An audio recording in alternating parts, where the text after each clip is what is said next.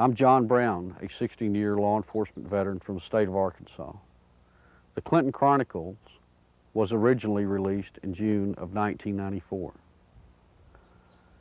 The videotape had a very big impact, according to some, on the 1994 election. The Chronicles was put together because there were several people, not only in Arkansas but across the nation, that had documented evidence of criminal activity that involved Bill and Hillary Clinton. That evidence was never allowed to be in court. The media refused to expose this evidence. The people who prepared this film took the time and the effort to allow the people and the investigators involved to bring the evidence to you, the people, to view. What you're about to see, you're not going to believe. Some of you will say, how could this happen? All I ask you to do, sit back, view what we have, and listen to what we have to say. You make your own judgment.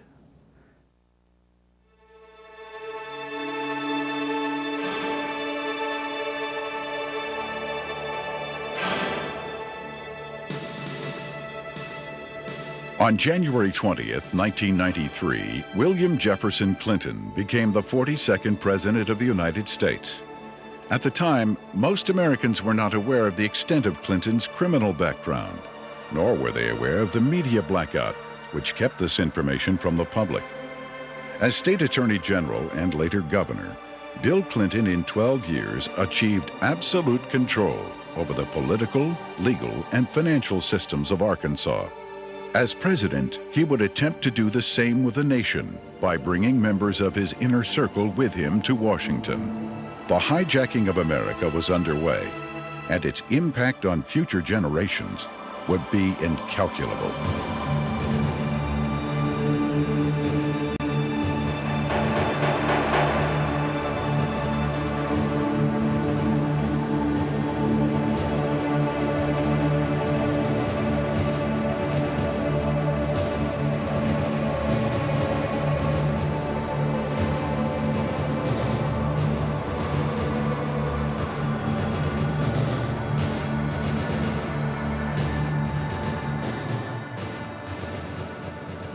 Bill Clinton was born in Hope and, of course, raised in Hot Springs.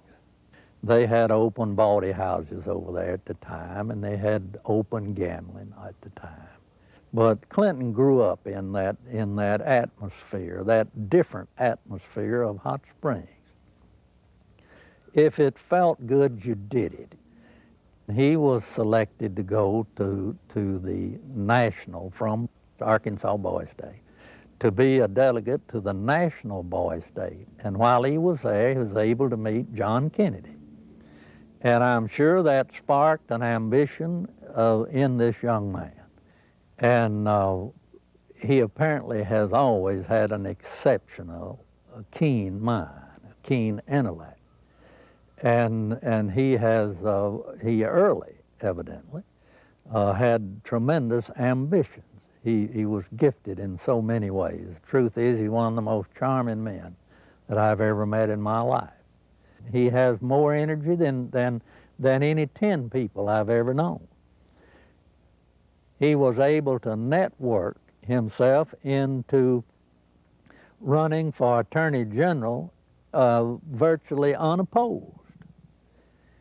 And then he was able to take that position and catapult himself into the governor's office 2 years later and started building his foundation. When you think about Bill Clinton's aversion to the truth, you wonder if this is because of the lackadaisical moral background that he's had in this area. He lied about Rhodes, being a Rhodes Scholar. He never completed that and still said he was a Rhodes Scholar. He went to Moscow and did business with them against the United States government, and he wasn't challenged by the press about that. In Arkansas, while he was governor, he said he balanced the budget 11 times. He never did it once. Also, he said he didn't raise taxes, and he raised taxes 126 times. He can accommodate any situation that comes up because he's not hemmed in by the truth. I've never felt that Clinton, consciously or unconsciously, was hemmed in with morality. I first met Bill Clinton in the mid to late 70s. He was an up-and-coming politician. There were a group of us, Jim Guy Tucker, Bill Clinton, Sheffield Nelson, and myself. And we kind of ran around and palled around with each other. It was from that point that I did a lot of projects for Bill from a marketing perspective. In 1988, I went to Bill. I said, I need a job to kind of relax, mellow out. Bill Clinton and Betsy Wright, they suggested that I go to work for a place called the Arkansas Development Finance Authority. And they said my talents could really be used there. It was the best kept secret in Arkansas. After about 2 weeks, I went to Wooten Epps, and I said, Wooten, I think I've got enough background on this that we can start marketing it. Now, what is the criteria for loans? He said, whoever Bill wants to get a loan. To go back, though, to that moment in time, I'd been there about a month, and I realized that I was in the epicenter of what I'd always heard about all my life. What most people have heard about is the machine. I was literally working, sitting in the middle of Bill Clinton's political machine. It was where he made payoffs, where he repaid favors to people for campaign support. I was in an interesting seat, and I knew it. We had a board meeting. In that particular board meeting, I was sitting at the end of the table. James Brannion, who was chairman of the board at that time, was sitting at the head of the table. James Brannion stood up in a public restaurant, and he hollered at the Beverly Enterprises guy, Bobby Stevens, and said, did you get the $50,000 campaign contribution from the client that you're introducing the loan for? He said, not yet. He said, well, then hold up the loan till we get it. I stood up, went up to James, and I said, James, don't yell stuff like that. You don't need to be yelling it in a restaurant. That sounds real bad. He was just burly and arrogant. He said, who cares? Bill Clinton sold the concept of ADFA to the people of Arkansas as a vehicle for creating jobs and assisting churches and schools. In reality, millions of taxpayer-guaranteed dollars were being channeled to Clinton's election campaigns, to his inner circle of friends, and to his wife Hillary's law firm. This may explain why ADFA had been drafted in such a manner as to keep its decision-making procedures secret. If you needed $1 million, you had to get your application handled by the Rose Law Firm, pay them $50,000. There were 5 other companies in the state of Arkansas that were actually more qualified in bond structuring and applications, but Rose Law Firm got them all. I started checking around, and I kept asking, well, one thing's bothering me, to the comptroller, Bill Wilson, how do people make payments on these loans? He looked at me and said, they don't. He thought I knew. Well, that blew my mind. And this is about 2 months in, and it was getting tough then. So I started gathering the documents. After everybody left, I would stick around as if I were working on the annual report. That would give me access to all the documents, and I make copies of them all. For about 2 months, I watched accounts accumulate money. At the end of the month, they zero balanced. They're laundering drug money. There were $100 million a month in cocaine coming in and out of Mena, Arkansas. They had a problem. They were doing so much money in cocaine, $100 million. You create a problem in a little state like Arkansas. How do you clean $100 million a month? ADFA until 1989 never banked in Arkansas. What they would do is they would ship the money down to Florida, a bank in Florida, which later would be connected to BCCI. They would ship money to a bank in Atlanta, Georgia, which, by the way, was later connected to BCCI. They'd ship to Citicorp in New York, which would send the money overseas. And there was an interesting one, a bank in Chicago. That bank, by the way, is partially owned by Dan Rostenkowski. Dan Lassiter would get the bonds. He would become the broker for the bonds. He would transfer money back to ADFA. He never sold a bond. The money then would leave ADFA, go into one of the various banks for the specific bond loan, and they would zero it out. When they zeroed it out, they were giving it back to Lassiter, less their handling fees. During the Lassiter investigation, we had numerous witnesses for the federal grand jury, had extensive testimony. People that was connected with Lassiter and drug use and everything else. His cocaine use become used as a tool for sexual favors and also for business deals that influence people. And that's when Mr. Lassiter became quite flamboyant with his cocaine use, and then ultimately led to his arrest and conviction. Dan Lassiter, who was the best friend of Bill Clinton, who went to jail with Roger Clinton for cocaine. And by the way, let me explain something. He didn't sell cocaine. No, they were giving it away. Huge piles of cocaine in his office. Ashtray upon ashtray full at the parties, and they would give it to young girls. That's sick. I mean, they were giving a highly addictive drug to young girls. One particular one comes to mind is a 14-year-old cheerleader out of North Little Rock. She was a virgin, and ultimately he ended up sending her to a physician of his. The physician put her on birth control pills. He used cocaine in order to ultimately she lost her virginity, and she got addicted to cocaine. And the last I heard of her, when we had her subpoenaed back to the federal grand jury, she was a hooker in Lake Tahoe. Dan Lassiter contracted to launder the money. Now, in addition to his contract to launder the money and the system that he and Bill Clinton had set up to do it, probably what he did is he took advantage of some of the cocaine. That's why he could give it away. Shoot, you have $100 million a month in cocaine.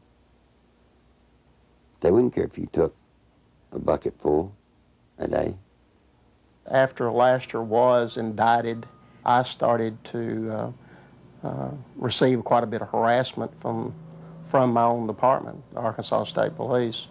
And I knew the reason behind it because the affiliation with the state police and the governor's office with Dan Lassiter and his business associates. Mr. Lassiter's cocaine involvement at times was very heavy, then at times he was very cool, calm, mediocre. He was very careful, as all of them have been for quite some time. Once he was convicted, he went to a minimum security prison, a holiday hotel we call them. He spent, I think it was 6 to 8 months, and he got out. Unbeknownst to anybody, Bill Clinton, the day after he got out, granted him a full and complete pardon. So if you think he's tough on crime, think about a man that pardons a man that gives cocaine to kids. Fear of violence is robbing our children of their future. We must take away that fear and give them hope. We must give Alicia and all our children back their childhood. Working together, we can. Do something now. Call 1-800-WE-PREVENT. Your president, the president of the United States, not only was a part of a system that was laundering millions of cocaine dollars, your president signed off on it. He can't deny that he did. You see, because of that, there's one little catch. Every loan that ADFA made, Bill Clinton himself had to sign off on it. More than Bill Clinton, you better identify the people in the loop of the drug running. You better identify the people in the loop for money laundering. And what you'll find there is those people go straight to Washington. Act 1062, if you look at it, it says that ADFA was developed and created to provide low-interest bond loans for churches, schools, colleges. So now look what happened to our legislature. They voted on a bill creating ADFA. thinking that they were getting money to colleges and schools to buy books and so forth. What better way to run thousands of, tens of millions of dollars, launder it, clean it up, and use the cover of a state agency to do it. The first loan made at ADFA was made to Parkometer, a company called Parkometer. Seth Ward was the owner. As I started looking, I found out that the Secretary-Treasurer was Webb Hubbell. Then I found out Webb Hubbell was Seth Ward's son-in-law. Guess who drafted the legislation creating Act 1062, which created the Arkansas Development Finance Authority? Webb Hubbell. Guess who introduced the legislation to our legislators and got it passed through our House? Webb Hubbell. Guess who got the first loan? Webb Hubbell. Imagine this. Guess who did the audit and the evaluation of the application? Rose Law Firm. You guessed it. Who signed it? Webb Hubbell, Hillary Clinton. You see, that's against the law in Arkansas. You can't investigate yourself when the good faith and credit of the state of Arkansas is involved in a bond issue. He broke the law. Good Lord willing, creek don't rise. Mr. Hubbell will be serving some time in the pen for that one. Ironically, Webb Hubbell, a senior partner at the Rose Law Firm, was chairman of the Conflicts of Interest Committee at Rose. In 1988, he successfully advanced the Ethics in Government Act, which required Arkansas legislators to report governmental conflicts of interest. Incredibly, this law specifically exempted Governor Bill Clinton, his appointees, and his relatives. Clinton's appointment of Hubbell to the U.S. Justice Department exemplified the administration's total disregard for legal ethics. Hubbell's hasty resignation in March 1994 for overbilling of Rose clients was merely a ploy to remove Hubbell from the limelight before extensive criminal charges could be brought against him. Let me tell you about Parkometer. The first loan was $2.85 million. Never was a penny of that paid back. As the newspaper people started inquiring about the Parkometer loans, what they found was that Parkometer was actually building retrofit nose cone compartments that were being shipped to MENA. We find out that the nose cones were actually being used to smuggle dope back into the country. And what is scary, what's so scary, it's the same cast of characters. Webb Hubbell, the Rose Law Firm, are guilty, I say to you, of conspiring to defraud the state of Arkansas, the federal government, and conspired to solicit the sales and the laundering of money for illegal drugs. This is your president. This is his circle of power. These are the people, when he got elected president, he did not pass go. He took them straight to Washington with him. And by all things holy, I think he was planning to set up and do the same thing in Washington. In 1982, cocaine trafficker Barry Seal set up one of the largest drug smuggling operations in the United States in Mena, Arkansas, under the approving eye of Governor Bill Clinton. Barry Seal had a bunch of planes and supposedly had pilots. Barry Seal was a drug smuggler. Now, he tried to set it up in his home state of Louisiana, but they wouldn't let him. He had to come to a state that had a sleazy governor hooked on cocaine, and everybody knew it. Yeah, Bill Clinton was hooked on cocaine. I lived in Little Rock, Arkansas, okay? And I worked at a club called Le Bistros, and I met Roger Clinton there, Governor Bill Clinton, so a couple of the state troopers that went with him wherever he went.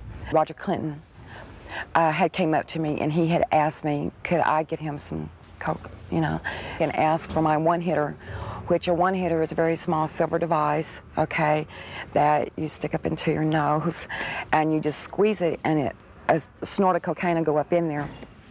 And I watched Roger hand what I had given him to Governor Clinton, and he just kind of turned around and walked off, and that's one specific. Dr. Suen, S-U-E-N, doctor at the medical center here in Little Rock, has taken care of Bill Clinton for his sinus problems, which may indeed be drug-related to cocaine use as they destroy the sinus passages.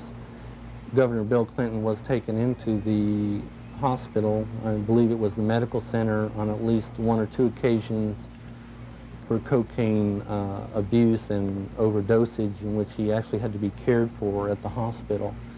It led to toga parties.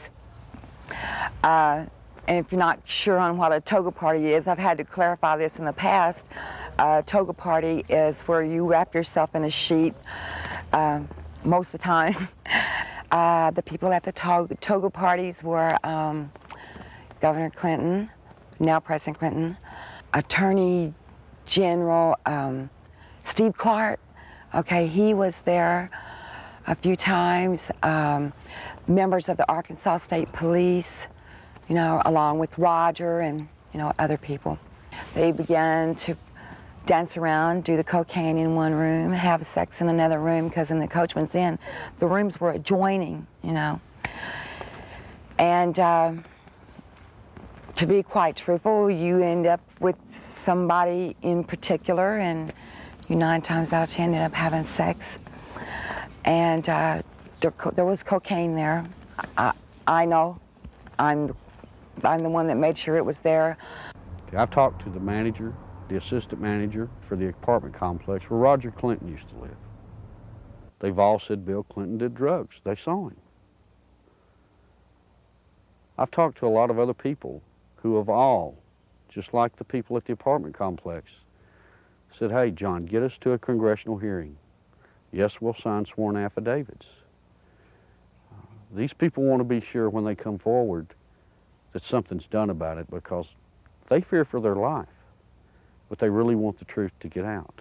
I was there, we're coming there with Roger one night, and back in the back part of the mansion there's kind of like a living quarters type thing, and we would all get together out there and do cocaine, you know, and no, Miss Clinton wasn't there at the time. In 1983, I was made aware that Sheriff Hadaway and one of his auxiliary deputies, Terry Capehart, were investigating a smuggling operation going on at the Mena Airport. They had an inside source of information. Mr. Seal, it was our understanding, was the one who had brought the operation into the Mena Airport, and that had initiated the beginning of the money laundering and the illegal activity. He said 1983 was his most profitable cocaine smuggling period ever. Said that the airplanes that he had placed at the Mena Airport, there were 4 of them, a couple of Senecas and a couple of Panthers, and 1 or 2 stragglers, here and there, different airplanes. He said they were purchased solely for the purpose of cocaine smuggling. There was, in my opinion, more than enough evidence to prosecute a number of people for crimes regarding the Barry Seal case at Mena. I snuck around, crawled through the bushes, thinking that I'd really have to hide to see them unloading the dope. Didn't have to. You could walk right up to the airport and they'd unload it right in front of you. They would unload it, they'd offload it. They didn't care. A certain degree of money laundering had taken place among these people that were associated with Barry Seal. What had not been done was to connect the dotted lines to ADFA. Because once you connected the dotted lines to ADFA, you had actually connected the dotted line to Clinton. In addition to the operations at Mena, small clearings in other parts of the state were used as drop points for money and cocaine. They had special cargo doors installed in the side without FAA permission, so that these doors could be opened in flight. They'd pull in, slide back, and the cocaine could be dropped out of the side in flight. When you have a public which is aware of an ongoing criminal enterprise, when you have an international cocaine smuggler who is high profile, and a lot of people know that they are operating in a small area. A lot of people knew about the money laundering. It was common gossip on the street because it was so blatant. and they see investigations ongoing for several years, and they keep watching for indictments. They know grand juries are convening. They know that witnesses are supposed to be providing evidence to a grand jury, yet year after year after year, no indictments are returned. People lose confidence in the system. Clinton had integrated a number of corrupt cops, judges, and politicians into high-level positions to ensure the continued success of the drug smuggling, money laundering operations. All was going well until a fateful night in the fall of 1987. On August 22nd, 1987, Kevin had spent the night with his friend Don Henry. They left Don's home around 12:30 or quarter to 1 on the 23rd of August in early morning hours, and the next thing we knew, they had been run over by a train. There seems to be a small airstrip in the area. There have been sightings and reports of small airplanes flying very low with lights off in the area. I believe they saw something they shouldn't have seen. 3 weeks later, their deaths were ruled accidental by the state medical examiner, Fahmy Malek, and we disagreed with that ruling because we thought the evidence pointed to homicide. At that point, we had a lot of questions and no answers, and the facts didn't add up to what he was telling us, so we decided to get a second opinion and met with resistance from all fronts, both with our local law enforcement, with the state crime lab, with everybody that we turned to. We obtained court orders requesting samples of everything that the crime lab had for a second opinion, and Fahmy Malek resisted court orders. He refused to obey them. Ultimately, it was proven that Don Henry had been stabbed in the back and Kevin Ives' skull had been crushed prior to the placement of their bodies on the railroad tracks. However, Malek stood by his ruling that the boys had simply fallen asleep on the tracks. Malek had been kept in office at the insistence of Governor Clinton for a number of years, despite vigorous public outcry to have him removed. As long as Malek's rulings pleased the governor's office or state police, they were left to stand, no matter how implausible. Malek's obvious lack of medical knowledge reached a pinnacle when he ruled that James Milam, who had been decapitated, had died of natural causes. Yet Clinton, who had the power to remove Malek from office, insisted he stay. There were allegations of tampering with evidence in murder cases. There were allegations of perjury in different cases. It didn't seem to matter what Malek did, Clinton protected him. He made excuses such as he's overworked, he's just stressed out, he's underpaid. They gave him a $14,000 raise, which was an insult to my family as well as a lot of others in the state who to this day are struggling with asinine rulings in the deaths of children and other loved ones. I was outraged that protecting a political crony of Clinton's was more important than the fact that 2 young boys had been murdered. Dan Harmon was just a local attorney in the town of Benton, Arkansas. And after Don Henry and Kevin Ives were killed and their bodies placed on the tracks and run over by a train, he approached Linda Ives and the Henry family about trying to help them. He's a manipulator. Gives a great closing argument in court. He's been trained for years to play the game. He knows how to do it. He's very good at it. Mr. Harmon can win your confidence and make you think he's the greatest guy in the world. He did that to Linda Ives. He helped lead them down a path that absolutely led to nowhere on this case.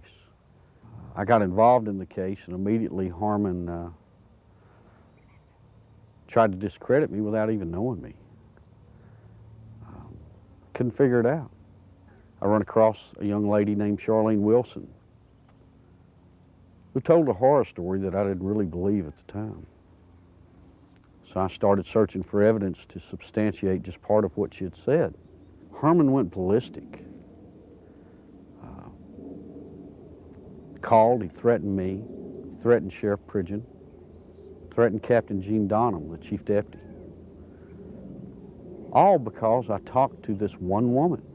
The people at the track that night, to my knowledge, were Dan Harmon, Keith McCaskill, Larry Rochelle.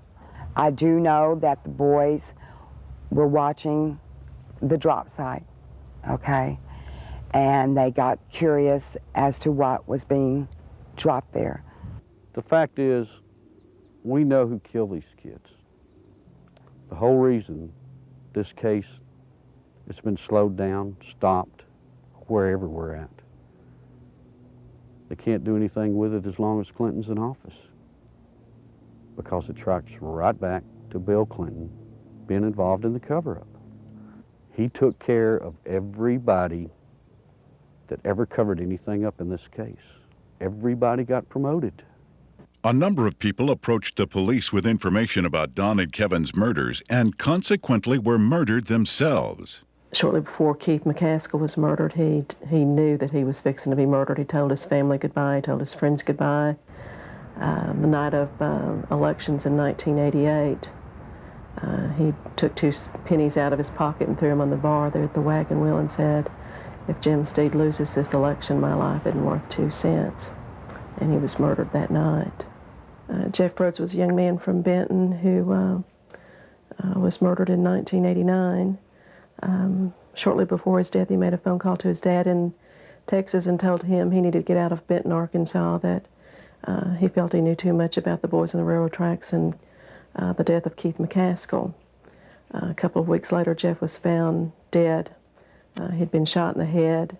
They'd attempted to cut off his head and hands and feet, set him on fire in a dump. A total of 6 people with information about the boys' murders were eventually murdered as well. Well, Jean Duffy was the head of the 7th Judicial District Drug Task Force. She was leading a team of narcotics investigators into a drug trail in Saline County that led her right straight to Dan Harmon. This information she shared with the 1990 federal OCDETF team that was investigating and targeting corruption and drugs in Saline County in central Arkansas. From her involvement in that, she was literally threatened, forced to leave the state of Arkansas and go into hiding. I had no idea just how dangerous certain elected officials thought me to be until a brutal media campaign was launched against me. For months, there were daily allegations of everything from misspending funds to ordering illegal arrests. Every attempt was made to keep me from running the drug task force. We were even shut down completely for several weeks during a bogus state police investigation. In spite of crippling disruptions, the task force was making significant discoveries about drug trafficking in central Arkansas, some of which led to the very people who were conducting the massive media crusade against me. We discovered that drug trafficking in Arkansas was linked to government officials in frightening proportions. A great number of people came to me with testimony about astonishing criminal activity of very high-level public officials. Many were willing to testify before the federal grand jury. Robert Govar and Chuck Banks were the U.S. attorneys for the District of Arkansas at that time. I was subpoenaed to testify on behalf of the drug trafficking and the cartel, more or less is what it was, that had to do with Dan Harmon and what I call company, because there are there's a whole bunch of them that are involved. I was asked quite in depth about the drug trafficking that went on with Dan Harmon, Mr. Clinton, Roger Clinton. Although there was an abundance of evidence and word kept reaching me from members of the grand jury that they were ready to indict, no indictments came. Mr. Govar also insisted that he was ready to prosecute at least 2 key figures, but the holdup was his boss, U.S. Attorney Chuck Banks. who repeatedly delayed requests for indictments. Harmon had paid a visit to Chuck Banks, the U.S. District Attorney, who was in charge of that district. It's recorded, he signed in. He was there approximately 30 minutes, and up until that time, everything appeared to be running fine with the grand jury. Then, in November, Banks removed Govar from the case, and I was fired from the task force. From this point, the ordeal turned really ugly. In January 1991, one of the key targets of Govar's investigation, Dan Harmon, took office as the 7th Judicial District Prosecutor. Harmon immediately called a state grand jury to investigate the allegations against me. To avoid being jailed in Hot Spring County, which would have put me in serious danger, I left the state. In the meantime, Banks, who had taken over the federal investigation, attempted to give the appearance of carrying the investigation forward while systematically destroying it. He harassed witnesses, suppressed evidence, and finally announced in February of 1991 that the investigation had disclosed no credible witnesses or evidence against any public official. I received a phone call, and they told me that I had made a very big mistake. And I was assured by the U.S. Attorney's Office that my name, that my testimony, that my statements, that the people that were on that witness list would never, ever be revealed. Well, you know, someone in the U.S. Attorney's Office had given Mr. Harmon a list of the effective witnesses, you know. Some of them witnesses over a period of time have came up dead and or missing or have never been heard of again. That don't give you a very good feeling. I'm scared of these people. I'm very scared of them. Guess who arrested her? Dan Harmon. The very guy that she says turned her onto drugs now has her arrested. Dan Harmon, he walked to me, handed me what was supposed to be a search warrant, and he said, "Bitch," excuse me for saying that, "I told you if you ever brought my name up or brought anything up about the past dealings that we've had, that I'd take you down." He said, "You're going to prison. I'm going to put you in prison." He did. I'm here. I mean, I've watched second, third offense people walk around with probation on top of probation on top of probation. Not this lady. First time she's been arrested for drugs. They allege that they found in her home. She gets 30 years. Sure, everybody ought to be able to see through this.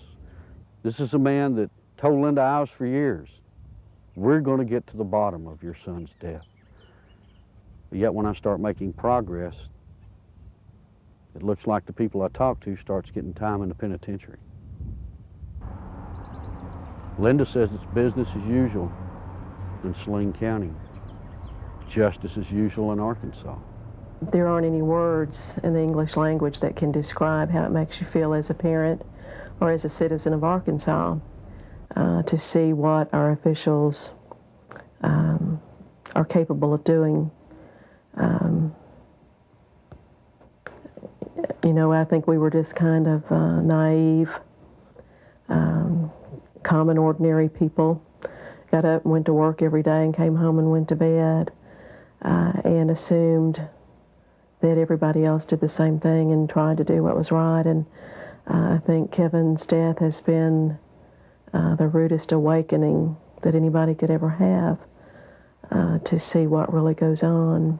I can provide information that has tentacles to Governor Clinton's administration. It is apparent to me that a congressional investigation is the last hope, not only for the people of Arkansas, but for the people of our nation who are now vulnerable to the powers of a president who has left in his wake implications of illegal activities and serious improprieties. Meanwhile, Welch and Duncan's investigation into the operation at Mina was about to derail. We'd been so busy investigating, just concentrating, focusing, that it took a while to register that nothing was going to happen. We could not understand what was happening. Neither Mr. Welch nor I were ever subpoenaed to testify before the grand jury and present massive amounts of evidence of wrongdoing by associates of Barry Seal. No indictments were ever returned against any of the individuals, and I can tell you there was extensive evidence. There definitely was some suppression of evidence and definitely a cover-up of an investigation, and somebody should be held accountable as to why that happened. Not one major cocaine bust was ever made in Arkansas out of Mina, Arkansas. Now imagine that, 10 years nearly in its running. Never one truckload ever got caught. During the 1992 Attorney General's race in Arkansas, a member of Clinton's staff had approached Winston Bryant and had asked him to stay away from the Mina affair or the Mina matter. I've done quite a bit of investigation into the Mina Barry Seal case myself, and quite frankly, it is a federal problem. After Winston took office, Bill told me that he was no longer allowed to discuss the Mina Airport investigation from the Attorney General's office. The Attorney General's office is not like most Attorney General's offices across the country. We do not have the authority to convene a grand jury and initiate criminal prosecution. A lot of people have said that the Mina operation stopped in 1986 when Barry Seal was gunned down. It's not true. Covert operations are still going on in Mina, Arkansas today. Now, if you stop and think, back when Bill Clinton was governor, he was asked about Mina. He said, well, that's a federal problem. I'm not going to get involved in it. Well, he's not the governor of Arkansas anymore. He's the president of the United States. We still have operations at Mina, Arkansas. This is his golden opportunity to take care of it. My question is, why doesn't he? I've always thought it was a wonderful thing to be able to serve your country as a federal law enforcement agent. And for 15 years, I did not encounter anything like the corruption which I encountered after the Mina investigations began. President Clinton's verbal commitment to a war on drugs has been negated by his actions. During his first weeks in office, Clinton revoked random drug testing for White House staff members. He eliminated 121 positions at the Office of National Drug Control. And he appointed Jocelyn Elders as U.S. Surgeon General, despite her well-known desire to legalize drugs. One of Hillary's investments, under the direction of Tyson Foods counselor James Blair, netted almost $100,000 on an initial $1,000 investment, a nearly impossible feat using legal methods. I can't read their minds or speculate, but I had absolutely no reason to believe that I got any favorable treatment. Coincidentally, Governor Clinton enacted a number of state regulations allowing Tyson Foods to grow into the largest industry in Arkansas. Don Tyson put in $600,000-$700,000 all told in all of Bill Clinton's campaign. Guess what he got out of it? He got $10 million. Guess from where? The Arkansas Development Finance Authority. And he never paid a dime for it. I had heard rumors of Don Tyson and his alleged cocaine use and distribution. And I went through the intelligence files and come up with enough that I thought was sufficient amount of evidence to launch an investigation on Mr. Tyson simply out of the Arkansas State Police intelligence files has been accumulated for years. A great deal of criminal investigation files were surfacing with Don Tyson's name mentioned in there as being involved with some drug and narcotics trafficking activities. So I interviewed some of the investigators who worked on the Tyson case. Most of them felt that Tyson should have been indicted, but the investigations were always sabotaged, oftentimes from within. One particular undercover narc agent told me that another criminal investigator in that department named Doug Fogley was furnishing Don Tyson with photographs of the undercover narcotics agents that were working on his case. Donald Smaltz was actually hired to look into the allegations that Tyson had given bribes to different people, specifically to the Secretary of Agriculture, Mike Espy. Now, what came out of that investigation was very remarkable. Drug abuse, drug distribution, money laundering, even murder for hire. Now, Smaltz collected all this stuff. He compiled it, he put it in proper order. Then he approached Janet Reno and said, look, you know, I need to broaden my investigation. I'm finding more here than just simple payoffs. What do you think happened? Well, by now, most of you already know. He was turned down. Just exactly what we expected to happen happened. I mean, Tyson already hired lobbyists, attorneys, who all approached Congress trying to get everybody to stop Smaltz. Why is it in this country today that if you got a little money, you walk away? Why is it you can create the pressure to stop investigations? And I promise you, Janet Reno has stopped this one. You look at these and you wonder, how could this happen? You know, how does someone elude prosecution with reams of investigative reports? How does it get stopped? Some say it's Bill Clinton. Don Tyson was in the middle of the cocaine just like Bill Clinton, just like Dan Lester, just like Roger Clinton, and all the others. So you see, all of this incest and all of this drug running, all of the trafficking of drugs, sending them all over the nation, came out of Little Mena, Arkansas, right under the nose of little Governor Billy Clinton. I went to Bill, and I said, Bill, you've got 2 weeks to tell the truth, or I'm going to tell it. You're breaking the law, and I can't be a part of it. You made a mistake. I'm not one of your buds, or at least I'm not that big a buddy. When Larry Nichols made his disclosures, made them public, the Clinton spin doctors treated him unmercifully. It shocked those of us who had been kept in the dark through the years in Arkansas politics. The Arkansas news media had done little, if anything, to uncover anything derogatory about Bill Clinton. And for these disclosures to come out of the blue was so shocking that the spin doctors attacked the messenger rather than tried to answer the charges that Nichols had made. And they did such an efficient job that it caused me and others to look with less than favor on Larry Nichols as an individual, because all we knew about him was what they were telling and the press was printing. One of the neatest things about Bill Clinton is how he handles the media. You see, Bill Clinton's an attorney, and when a witness comes out against his client, what's the first thing an attorney does? He tries to discredit that witness. They accuse me of everything under the sun, day in, day out. Every week, there was some new scandal in the paper that I was involved in.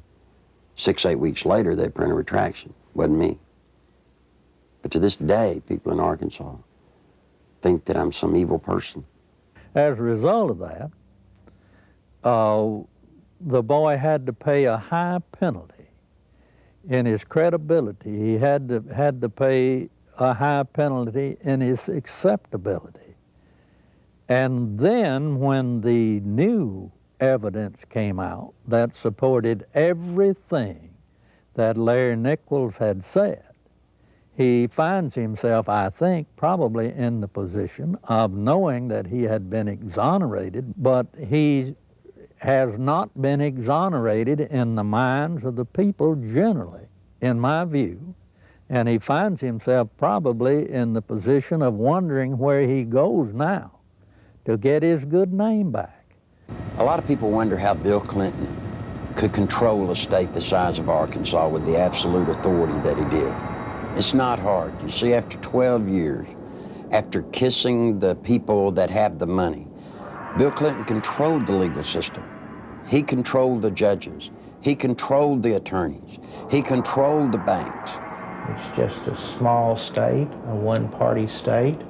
What tends to happen in small states like that, I think, is the longer the person remains governor, that I think the greater the abuses are.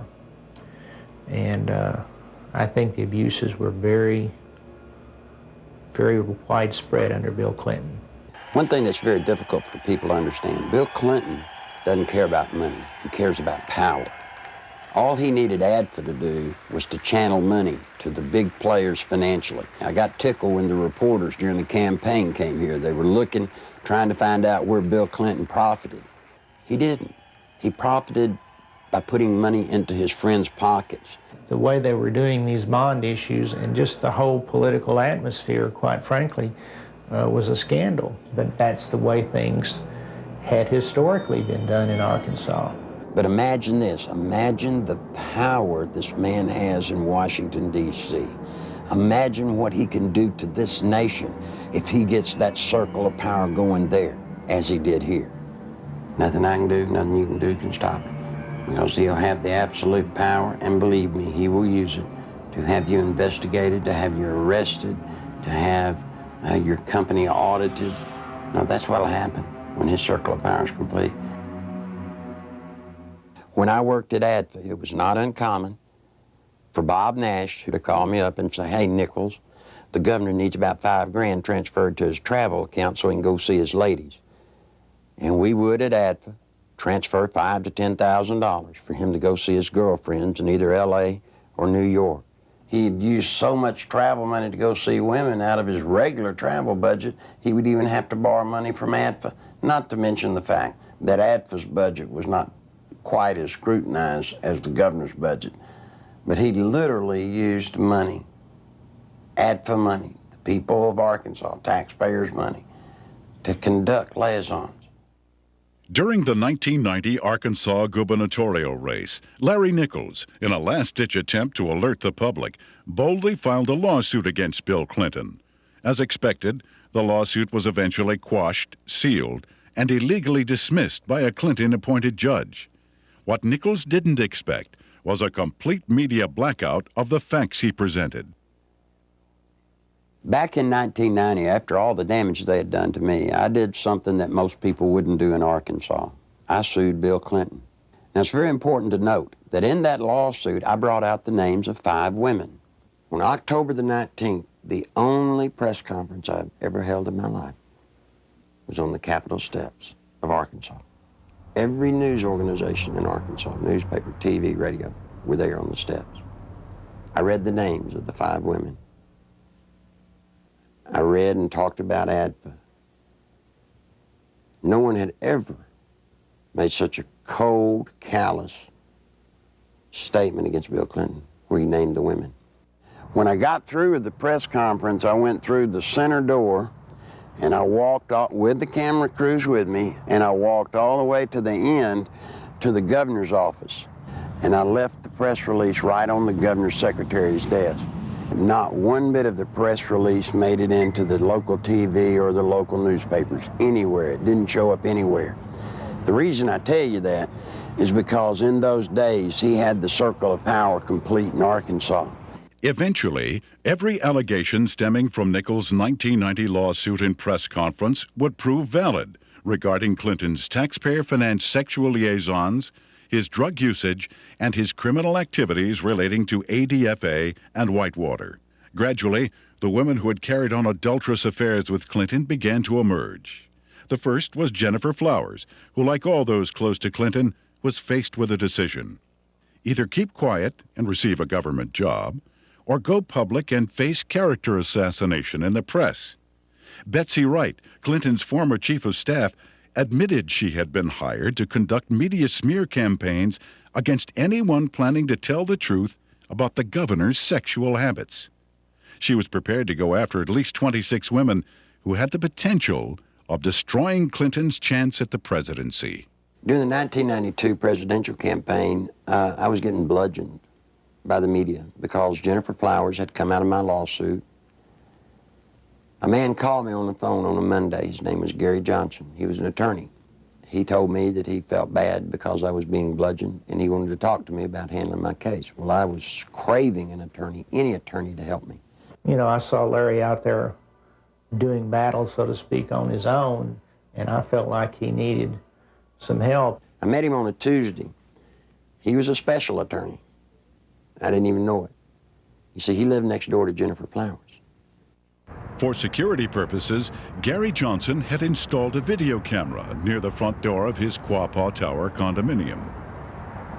Looking at someone in front of my door, it got a perfect shot of them in front of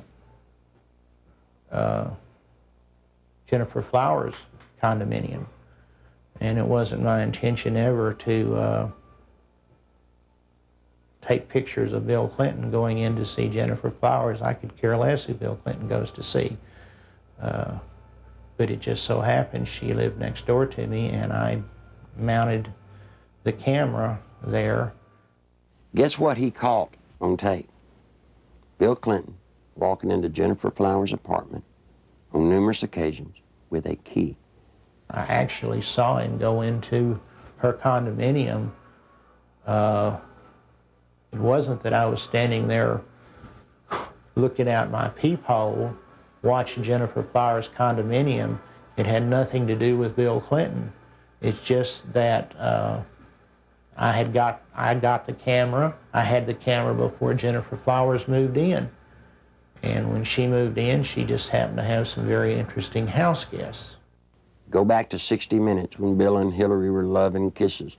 They stood up and lied, and Bill said that he had never been to her apartment, that he had only called her once from the kitchen and from his office. That's an absolute lie, and these tapes proved it. The 60 Minutes interview had been designed specifically to save Clinton's campaign, not necessarily to get to the truth. And they came to us because they were in big trouble in New Hampshire. They were about to lose right there, and they needed some first aid. They needed some bandaging. What they needed was a paramedic. So they came to us, and we did it, and that's what they wanted to do. When I told Tim Russert that I was persona non grata at the White House, he said, "Why?" I said, "The Jennifer Flowers interview." He said, "You got him the nomination." I said, "I know that." As far as I know from the conversations I've had, Bernie Nussbaum knew that, Gergen knows that, Lloyd Cutler certainly knows it because Lloyd had a hand in his coming on there that night. You know, it was strong medicine, the way I edited it. He was a very sick candidate. He needed very strong medicine. And I'm not in the business of doctoring candidates, but he got up out of a sickbed that night and walked to the nomination. And as I said to Mandy, you know, if I'd edited it your way, you know where you'd be today? You'd still be up in New Hampshire looking for the nomination. He became the candidate that night. When the Jennifer Flowers story broke, that story was 100 times more creditable than the story that literally knocked Gary Hart out of the campaign. I had been Jennifer Flowers' neighbor. I knew that Bill Clinton wasn't telling the truth about that. Bill Clinton, I think, would do just about anything to save his political hide. He got threatening phone calls. He asked me, he said, "Will they hurt me?" I said, "Well, they hadn't hurt me." I don't know why I didn't worry more about that. Basically what they said was, you mind your own business.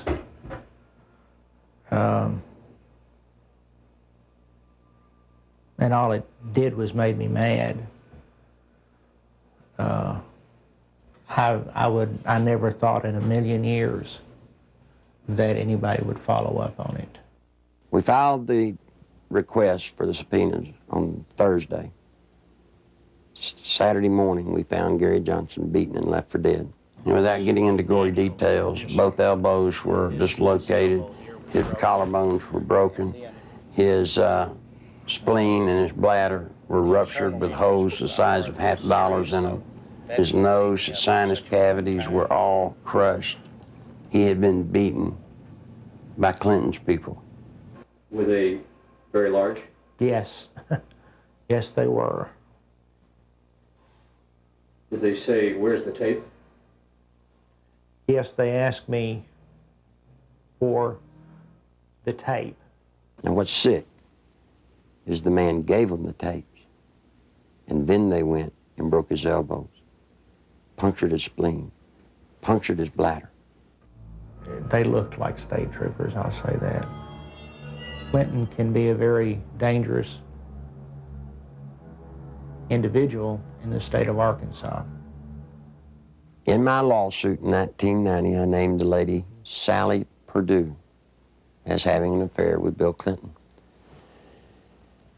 Sally had an apartment in Little Rock, and the Clinton security guards would drop him off at her apartment and go park in the woods. When Clinton got through doing his business, he was flick their porch light and they'd know to come and get him. She started coming out, started talking. Well, believe it or not, before she could talk, Clinton's people got to her and offered her a federal job or break her legs, whichever one was the best.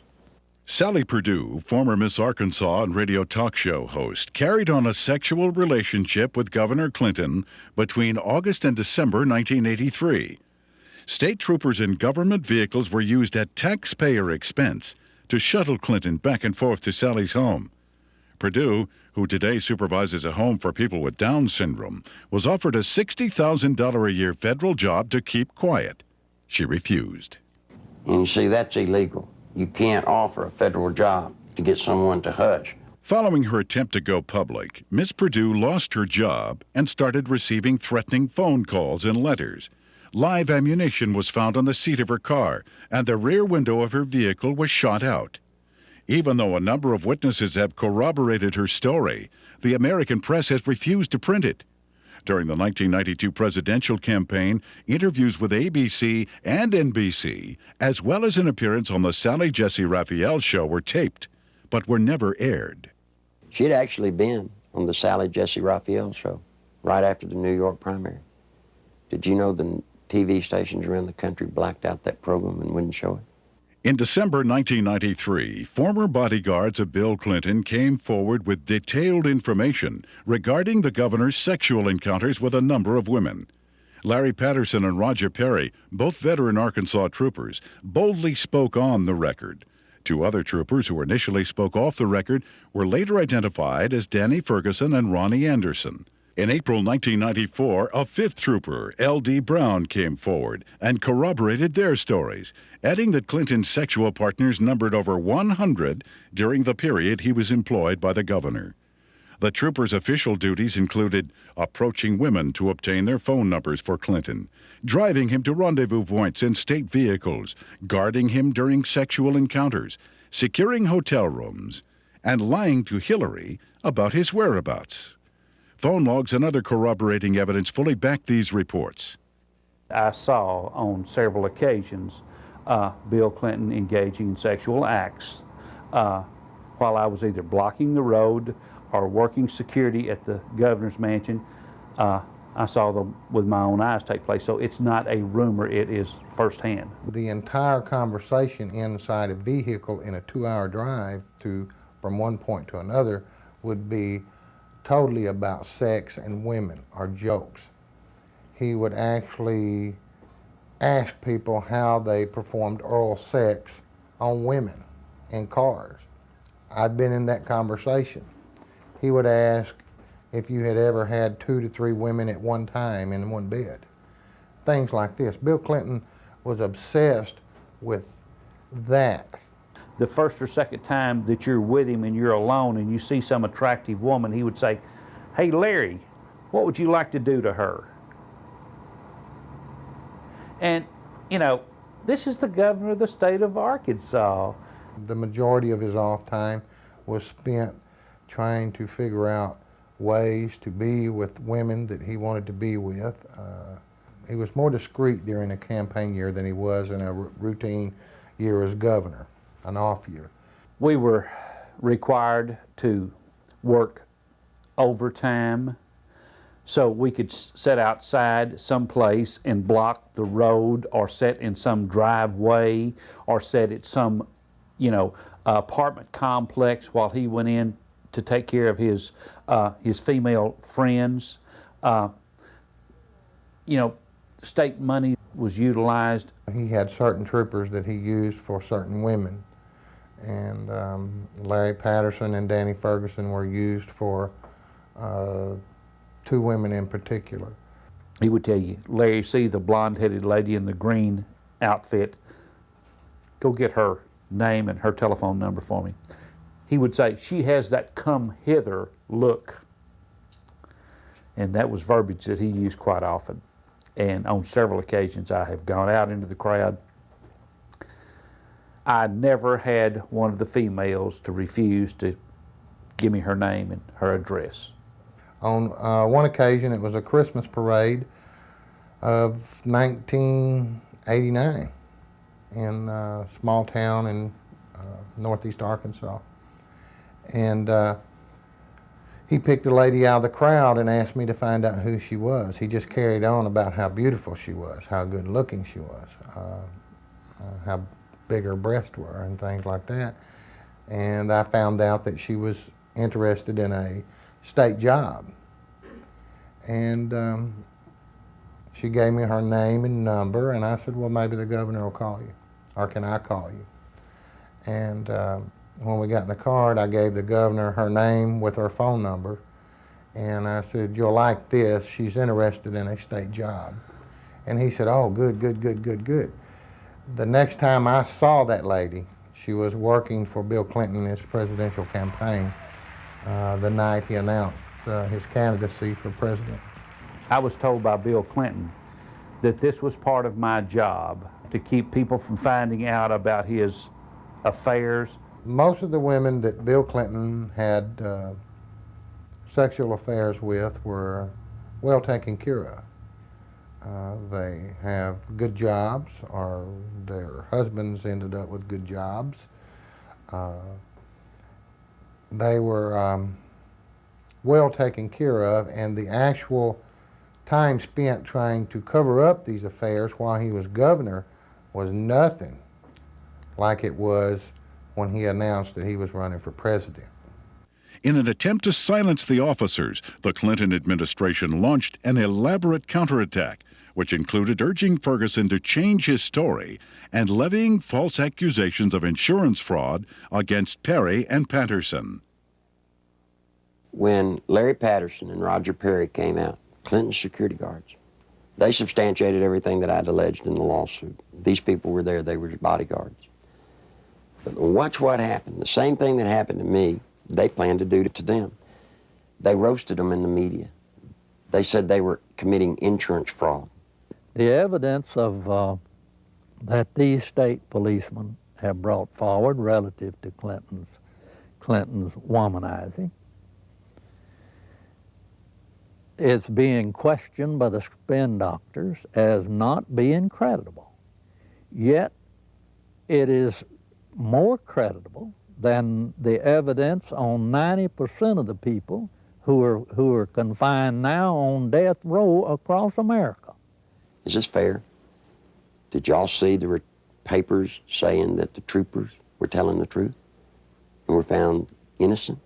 Heir to the stories they were telling have a basis, since they're not the scumbags that the spin doctors for Clinton tried to make them out to be? These two have had the courage to come forward, and the evidence that they have presented has not only been credible, but it's been overwhelming. And the truth is, I'm convinced that it's just the tip of the iceberg. On May 8, 1991, Paula Jones, a state employee with the Arkansas Industrial Development Commission, was working the registration desk for the governor's Quality Management Conference at the Excelsior Hotel. Governor Bill Clinton was to be the main speaker. I was approached by one of Bill Clinton's bodyguards named Danny Ferguson, and I was given a number. And I asked him what it was. I held out my hand, and he said, it's a number to a hotel room that the governor would like to meet with me. Well, I was surprised, and I kind of talked it over with my coworker, and we didn't have any reason to believe that we couldn't trust him, so I agreed to go on up to the room and meet with Mr. Bill Clinton. I got to the room, and Governor Clinton, he opened the door to meet me. It was a room that did not have any beds in it. It had couches and stuff like that. It was more like a meeting type room. And he had asked me about my job and how I liked it and who my boss was, and I told him, and he mentioned that he liked the way that my curves were on my body, and he liked the way that my hair went down my back, the middle of my back. And then he tried to lean over, and he started to put his hand up my leg, which it happened so fast, and he tried to kiss me on the neck. It happened so fast, but he tried to bend over and kiss me on the neck as he was putting his hand up my leg, and I backed off. I said, I don't want to do this, and I said, I think I need to be going. And then he got up before I even knew it and dropped his pants, and Bill Clinton asked me to perform oral sex on him, which I declined, and I jumped up, and I told him I needed to go immediately. That's when he went to say, if you have any trouble whatsoever, you have Dave Harrington, your boss, contact me immediately. And I said, well, I'm leaving, and I started to proceed down the hall to the door, and he followed behind me. He said if we could try to keep this between ourselves. And I went down the elevator, went back to my registration desk, and I told Pam the whole story. I can't understand how somebody can take advantage of somebody like that, and then they have the audacity to drop his pants. I mean, you know.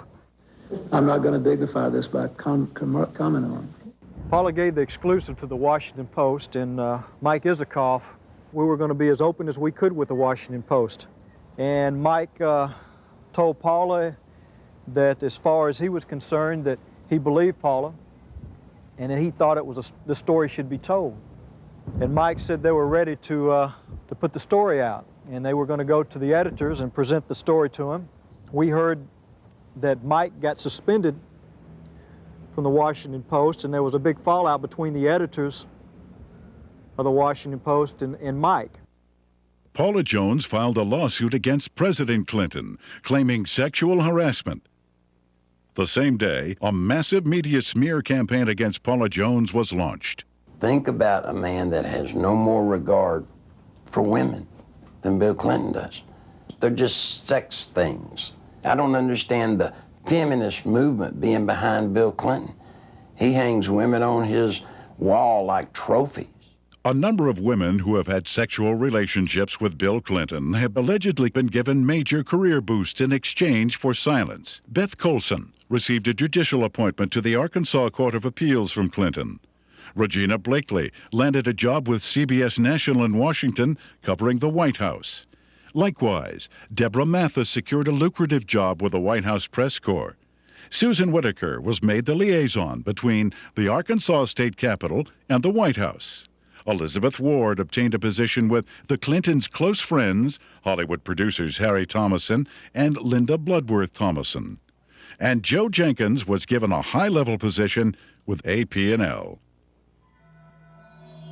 One of the most harrowing stories of Clinton's attempt to keep his promiscuity hidden involves Jerry Parks, a private investigator and former chief of security for Clinton's campaign headquarters.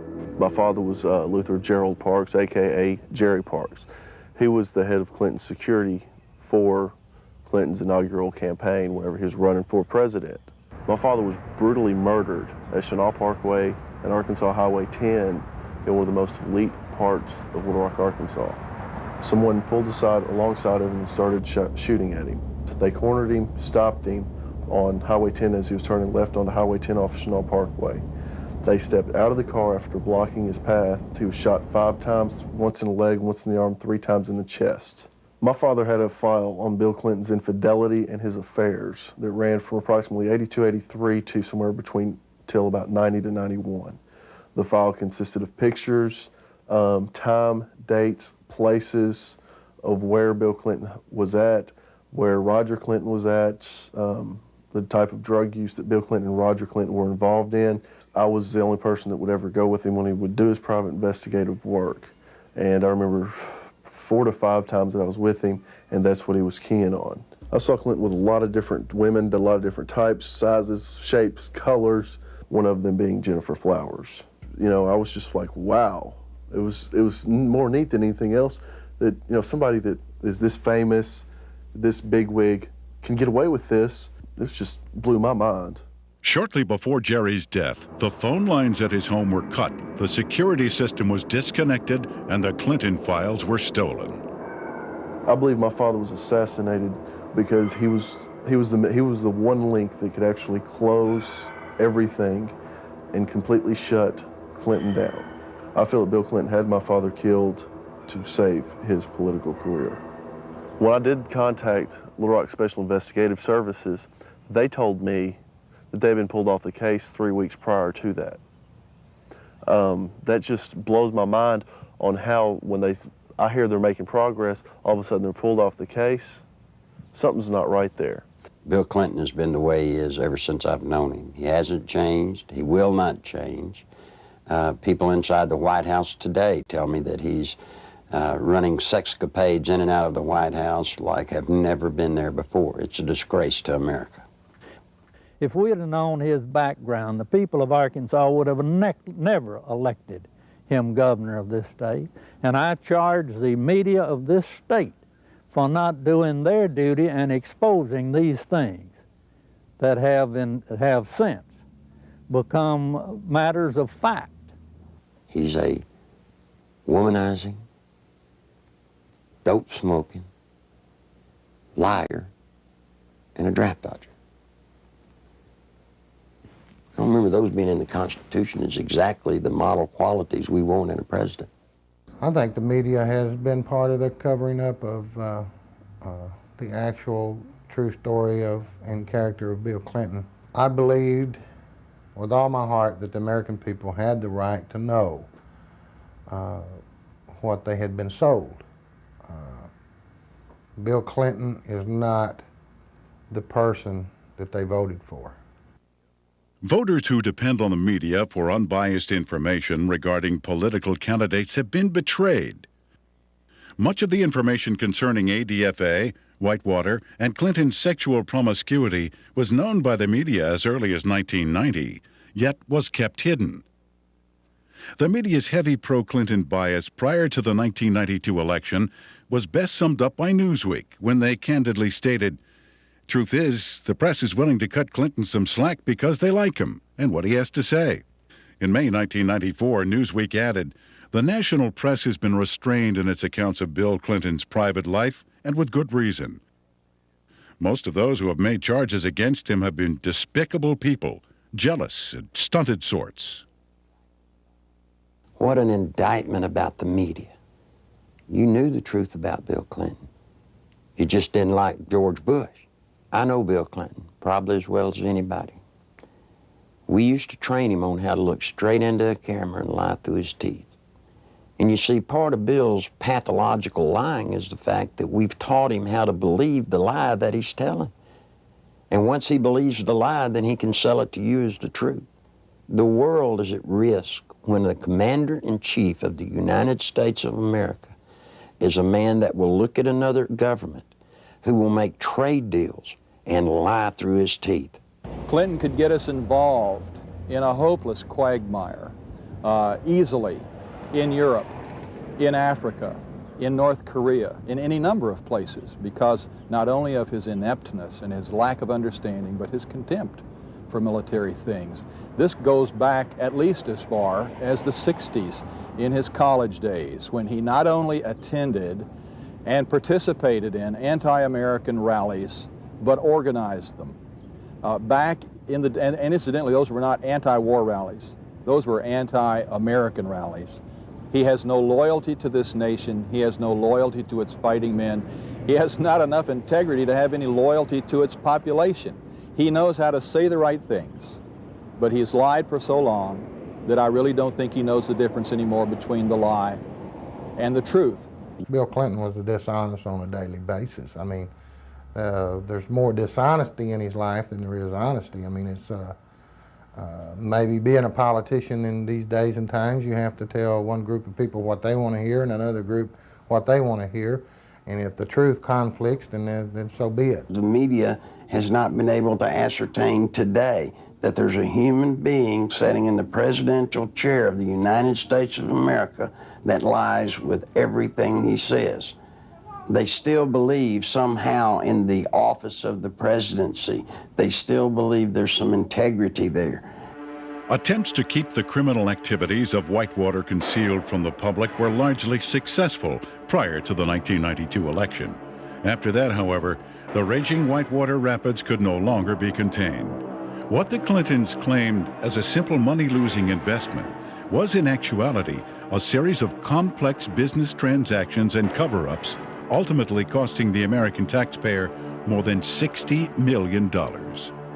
When this is all over, it's going to be the same story we've been telling for 2 years. We made a bad investment, we lost money, and there's really not much more to add to it. We have enforced higher standards against ethical conflicts than any previous administration. Whitewater may have begun as a legitimate real estate venture, but it came to be used to skim, directly or indirectly, federally insured deposits from an S&L and a small business investment corporation. When each failed, the United States taxpayer became obligated to pick up the tab. 2, the family of the former governor of Arkansas received value from Whitewater well in excess of resources invested. 3, taxpayer guaranteed funds were in all likelihood used to benefit the campaign of a former governor. 4, the independence of the United States government's regulatory system has been flagrantly violated in an effort to protect a single American citizen. People should not be able to raise questions and erode people's moral authority in this country. It quickly became obvious that Whitewater would engulf the Clinton administration if ignored. A twofold counterattack was put into action. The first was to win sympathy from the conservative populace, who were among his chief critics. Clinton embarked on a series of appearances, heartily promoting himself as a born-again Christian who supports and practices traditional biblical family values. While the uninformed may have been fooled, those who realized what was happening were outraged at the blatant hypocrisy. This is a place where I have come to seek divine guidance and support and reassurance. You know, after Bill Clinton was in office for 2 days, he signed 5 executive orders, shedding more innocent blood, the blood of innocent babies. Then he went on to try and get homosexuals in the military. He put Jocelyn Elders in, trying to distribute condoms to our kids. Christine Gebbe, his AIDS czarina, promoting all kinds of vileness. This is an affront to heaven. The second phase of the counterattack was to appoint Robert Fisk as special prosecutor to head up the investigation into Whitewater. That same week, the Rose Law Firm began shredding documents. The lady came to me scared to death, wanted to come out and tell the truth. I said, "What's the matter?" She said, "They're shredding documents at the Rose Law Firm." Well, I tried to tell the media. The media said there was no way that could be going on. Well, in came a journalist from a Washington newspaper. He goes over, investigates what I told him. And you know what? The very week he investigated, guess what they were doing?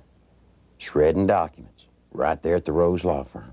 It had his initials pretty much all over it. Everything from the box to the manila files to I even saw his signature on with the Rose Firm letterhead. You see, all of the Whitewater documents, they're getting rid of. They're getting rid of them as fast as they humanly can. It's the nerve and audacity that those two people, Bill and Hillary Clinton, have to shred documents, to destroy evidence in a federal case. That is why we're here in front of the Rose Law Firm, because of the works of darkness that have gone on. Documents have been shredded here. What else has gone on here? I'm telling you, there are people inside this building that right now they're saying, if they only knew, if they only knew. During that same week, there was also a fire at the Worthen Bank building.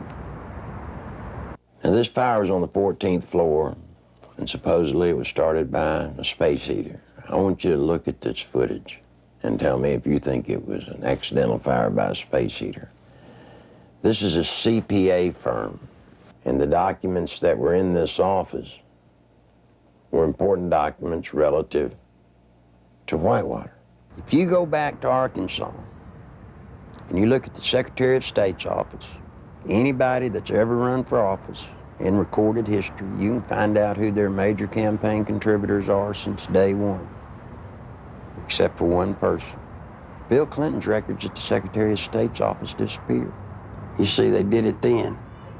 They'll do it now. All the information pertinent to Whitewater, any notes left by Vince Foster, any personal documents that would lead anywhere to any type of criminal activity, they're just going to be destroyed. Fisk's initial assignment was to quell rumors regarding the alleged suicide of Vince Foster.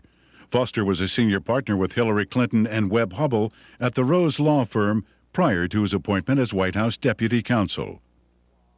In fact, he was handling the Clintons' personal legal matters while he was in the position of assistant to the president, in violation of a conflict of interest at that time. From the outset, the investigation into the death of Vince Foster has been marred by controversy.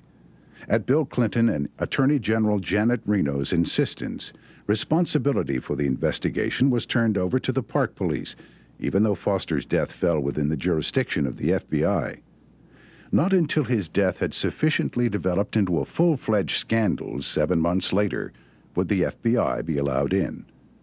The results of the FBI's investigation, along with the findings of the Park Police and coroner, were incorporated into a report issued by Special Counsel Robert Fisk. The report, released June 30th, 1994, confirmed suicide as the cause of death. However, a careful examination of key pieces of evidence taken directly from the report itself indicate a number of alarming contradictions inconsistent with the report's own conclusion that Foster took his life. The official coroner's report depicts a large gaping 1-inch exit wound located 3 inches below the crown of Foster's head. According to Fisk, the area surrounding the body at the park was meticulously searched to a depth of 18 inches, but no brain tissue or skull fragments were found. An FBI analysis found none of Foster's fingerprints on the gun, despite the fact the gun was found in Foster's hand. However, the FBI did make one extraordinary discovery.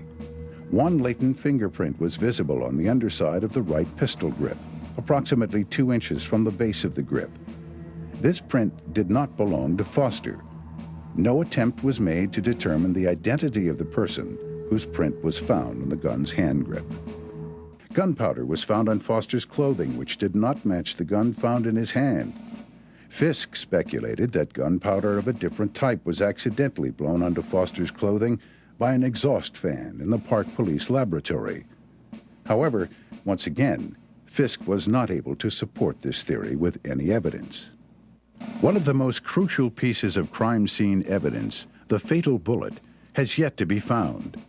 A thorough FBI search of the area, which even uncovered artifacts dating back to the Civil War, yielded over 70 pieces of metal, including 12 modern-day bullets.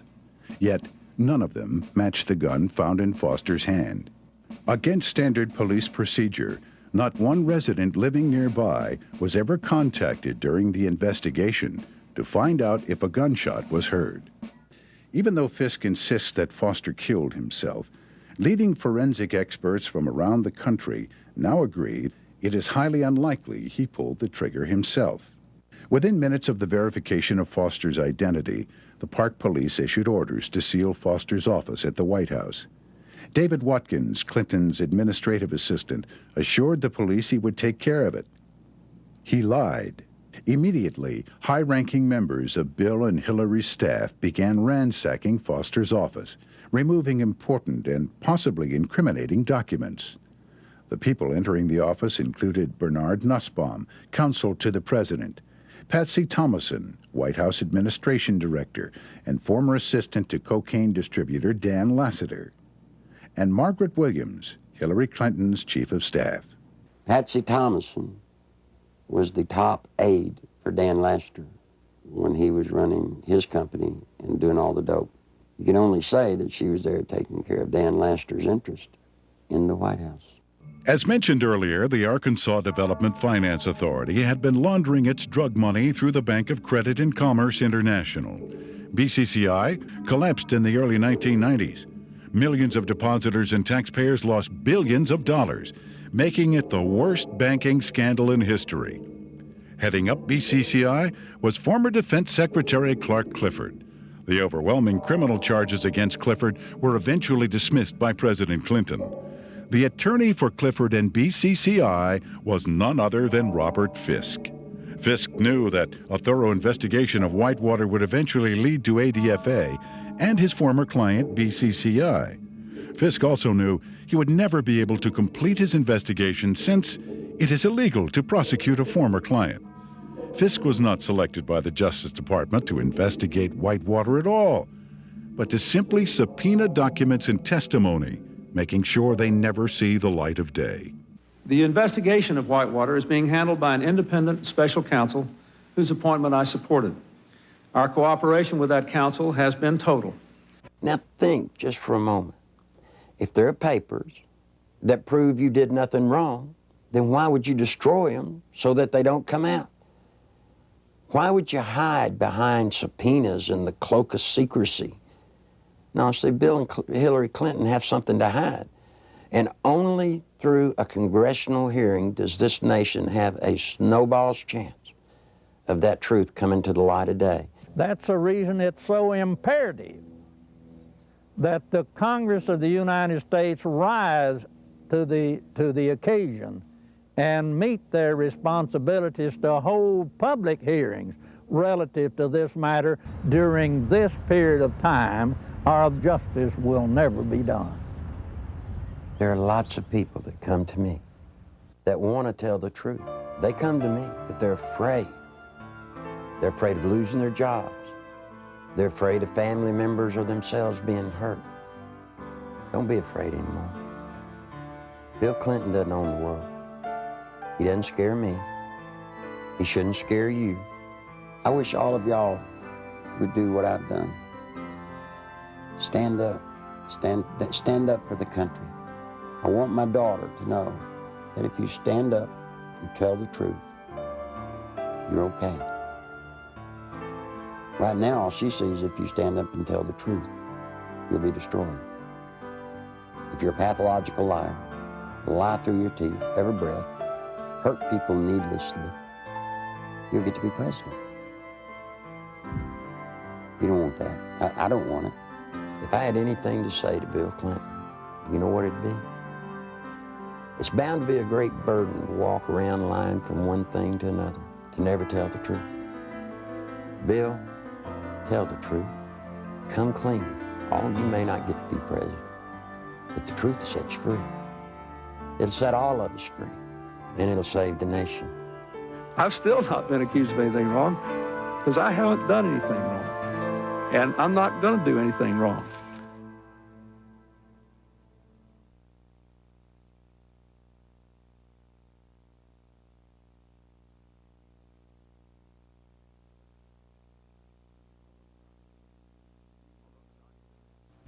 Although the documented information contained in the Clinton Chronicles continues to be reported in England and other countries, here in America, the media blackout continues. On July 14th, 1994, copies of the Clinton Chronicles video were hand-delivered to every member of the United States Senate and House of Representatives. On July 25th, documentation supporting the film was presented to Congress at their request. Whitewater hearings were scheduled to begin the next morning. However, the then House and Senate majority leaders, plotting with Robert Fisk to withhold evidence, refused to allow any of this documentation to be admitted. In addition, eyewitnesses willing to testify under oath who could confirm Clinton's involvement in the Arkansas drug smuggling money laundering operation were flown into Washington, but were barred from giving any testimony. Once again, the Constitution of the United States was undermined, and the American people were not allowed access to the truth. That same day, a massive media smear campaign was launched against the Clinton Chronicles. Time magazine, Newsweek, U.S. News and World Report, and major newspapers around the nation simultaneously published false information about the video in an attempt to diminish its distribution. Nevertheless, members of Congress point to the Clinton Chronicles as playing a major role in bringing about the firing of Robert Fisk, as well as the reopening of the investigation into the death of Vince Foster.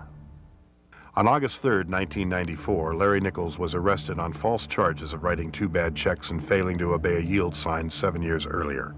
The American media reported the arrest. When the Arkansas police admitted that the checks and traffic violations were fabricated, charges were dropped, yet the media failed to report it. Nichols has suffered 3 attempts on his life since the release of the video. Federal agent Bill Duncan, a 15-year IRS veteran with a permit to carry a gun, was arrested for carrying a weapon, then handcuffed to a pipe in the basement of the Washington, D.C. police station, and later released. This incident effectively brought the MENA drug smuggling money laundering investigation to a halt. Duncan was later instructed by his superiors to lie to a federal grand jury regarding the results of his investigation. When he refused, he was forced to resign. Arkansas State Police investigator Russell Welsh nearly died after being poisoned with military-grade anthrax, a poison available only through the United States government. Arkansas State Police investigator Dr. Lauder, who successfully led the investigation against cocaine distributor Dan Lassiter, was forced to resign after attempting to reopen the cocaine trafficking investigation into Don Tyson. John Brown, Saline County homicide detective in charge of the Ives Henry murder investigation, was removed from the case after providing Congress with information linking the Clinton administration to drug trafficking in Mena, Arkansas. Brown was forbidden by his superiors to discuss Clinton's connection to the Ives Henry case, and after his refusal to do so, was forced to resign. In February 1994, veteran journalist L.J. Davis was beaten in his Little Rock hotel room. His attacker tore pages from his notebook which contained information about the inner workings of the Rose Law Firm and the Arkansas Development Finance Authority. In March 1985, Wayne Dumond was castrated and subsequently imprisoned for allegedly raping Bill Clinton's 17-year-old cousin. Even after evidence had proven that Dumond had been falsely accused and was completely innocent, Clinton blocked his release from prison. To date, every case which would link Bill Clinton with any criminal activities have been effectively shut down by various governmental agencies.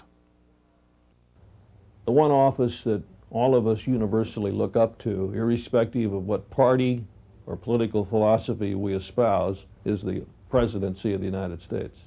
Since the election of Bill Clinton in 1992, we Americans, with sadness, have learned week after week to have different stories come out from around the country pointing up the reality that we have in the White House today, a draft-dodging womanizer who is a pathological liar.